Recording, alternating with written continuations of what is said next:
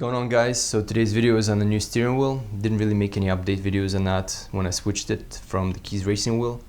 I really wanted to go back to Alcantara, and there was something about leather, like it looked good, it felt good, but there was this sound when your hands get a little sweaty and like you're gripping the wheel tight and then you let go. It's just like that sound of a stickiness, you know. I don't know if that makes sense. It's one of those things that's like really me being too picky maybe, but I mean, since I drive the car, it's like I want it to be perfect, you know. Decided to go with this wheel. It's by the company called Renown, and this company makes their own wheels, I guess, I don't know, from scratch, or they take the base. I'm not really sure, to be honest. And basically the quality is really amazing, you know, from what I know now. Like after I got the wheel and I installed it, it's, I have to say, like one of the best, if not the best wheels I've ever tried. And the only difference really in shape is that the bottom is not flat, it's just a regular round wheel. But I really like that, actually. I don't really care for the flat bottom and stuff. So another thing I like about Alcantara is, of course, it looks really good when it's authentic and when it's not like the super black material. It's like kind of on the gray side. It looks really kind of high-end. And I feel like the steering wheel is like one of the most important things in the car as far as the connection, you know. Like, so it's the steering wheel and the shift knob, usually, at least for me. Of course, like, I mean, you don't see what the car looks on the outside, so it doesn't really matter when you're driving. You know, of course, the sound adds a lot to the experience, but the actual feel and all the stuff you touch is what matters the most. So that's why you want to make sure like your steering wheel is perfect. Even if it's a stock wheel, you can get like a Alcantara wrapped one, or, you know, something fancy like with the carbon bits. But to me, it's like I don't need any of that fancy stuff. I've had it before and it's just like waste of money, in my opinion. So to me, I really like just a plain wheel and quality of materials, and most importantly, also the shape of it. Like, it has to be deep enough where it looks really good and 3D kind of from like the side view. So in total, I paid a little bit less than I paid for the Keys racing wheel, which was like 310 bucks shipped. This one was, I think, 280 or something like that. So let's take a look at it up close. So the stitching here is dark gray in shade, so that it matches the Alcantara perfectly. And I'm not a fan of stitching that's like red or blue. I mean, it's cool and all, but I like it to be kind of subtle. So I'm using the NRG hub and also this purple hub extension. And it's a tad too long if you ask me, but there's really no other choice for this color. Maybe there is, but I couldn't find it. So what I did was I made this little extension here to the stock.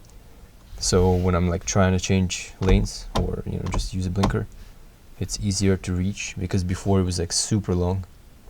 So it's just one of those unnecessary things, but like, why not? So like I said, the best thing about the wheel is the grip you get with suede gloves. So for this purpose, so I actually bought these suede gloves. They're like bicycle gloves. They're fabric on the top so that your hands don't sweat, but on the bottom there's like the perforated suede. I mean, I only wear them when like I try to hit some canyons, you know. You can just place your hands like this. You don't have to even grip the wheel, and it just doesn't slide. Like, so much traction. So you really don't get that with like leather wheels. I mean, with bare hands you kind of do, until your hands get more sweaty, and then you just kind of lose that grip. So the grip is pretty thick on this wheel, but it's more like perfect amount of grip. And especially here, you feel like you're locked into the wheel. This is like the perfect hand position, actually, when you're driving. Of course, for daily driving, you probably don't want that. You're probably gonna place your hand somewhere here, you know, one on the shifter. But like when you're trying to take it seriously, this is it, you know, not like that, but here.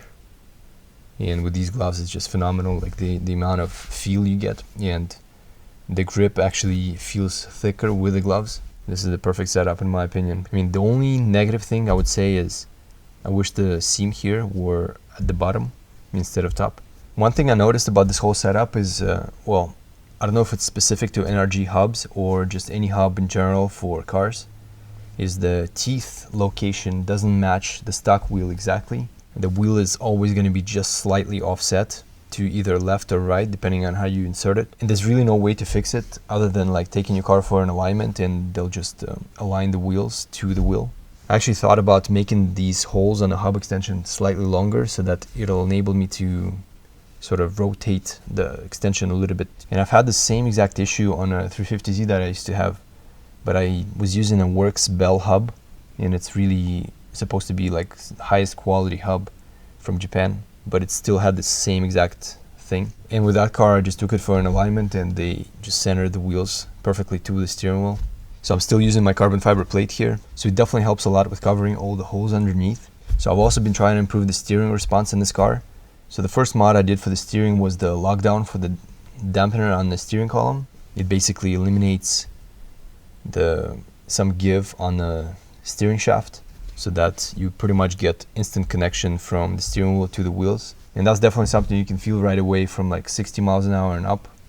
It's like when you change in a lane, it's just like right away the car sort of reacts to your input. It's perfect for those people who are kind of picky, like myself. And those who are not that picky, they're probably not going to even notice.